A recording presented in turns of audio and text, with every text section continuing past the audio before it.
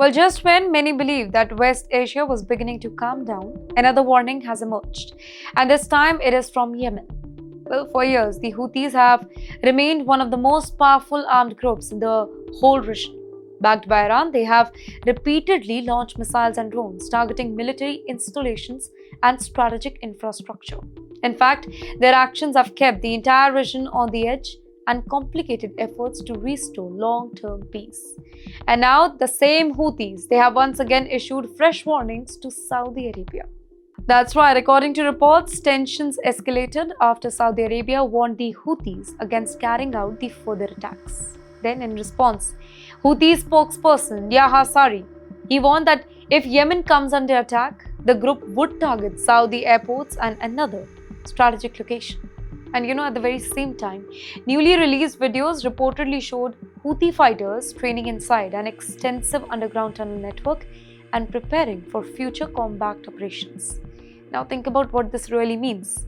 Every new warning, every new military video, and every new threat makes the entire region even more unpredictable here. Now, for Saudi Arabia, protecting airports, protecting the oil facilities, and protecting major cities has always been one of the biggest security priorities.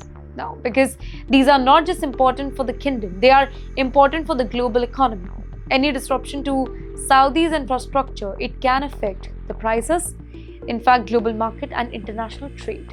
And that is why countries across the world continue to watch every single development involving Houthis very closely. Here, military experts say that the tunnel footage released by the group, it is also significant. In fact, underground networks provide protection from airstrikes and allow the fighters to move equipments without being easily detected here. And this has become a strategy used in several modern conflicts connected to Iran. For ordinary people who are living in the region, every new threat simply increases uncertainty. Families hope for peace, businesses hope for stability, but repeated warnings make the entire future even more difficult to achieve here. And yes, while the Houthis are issuing military threats, Iran is making a very different claim here. Tehran now says that recent events have exposed what it describes as a major setback for both America and Israel. Wars are fought on battlefields, right? But wait, they are also fought through words. Every government wants to convince the world that it is winning. And that is exactly what we are seeing now. Iran has made a bold political claim following the recent regional development here. According to the Iranian state media, Parliament Speaker Mohammad Bagher, he said the latest memorandum of understanding represented both a political and military setback for the US and Israel. In fact, he argued that the whole argument effectively forced Washington and Tel Aviv to acknowledge the role of Iran's regional allies, often referred by Tehran as the axis of resistance. Now, these remarks were made during meeting with Yemen's Vice President Mohammed al-Nuaimi. Now, think about why these remarks are important here. Whenever senior leaders publicly describe an argument as a victory, they are sending two messages. One message is meant for the international community. The other one is meant for the people inside their own country. Well, every government wants to show strength.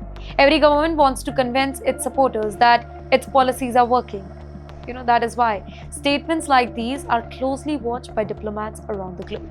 Now, this phrase, particularly axis of resistance, it has been used by Iran for years now to describe its network of regional allies. Now, for Tehran, these groups are part of its broader security strategy here. But yes, for the US and several of its allies, these same groups remain a major source of instability across West Asia.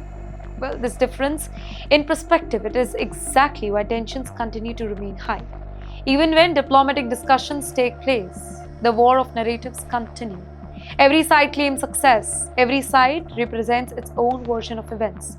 And that makes it even more difficult to understand where the whole region is actually heading. But yes, Iran's political messaging, it does not end there. Our next story is more serious here because senior Iranian officials are now speaking about revenge, retaliation, and what they describe as the next phase of resistance after the death of their supreme leader, Mr. Ali Khamenei.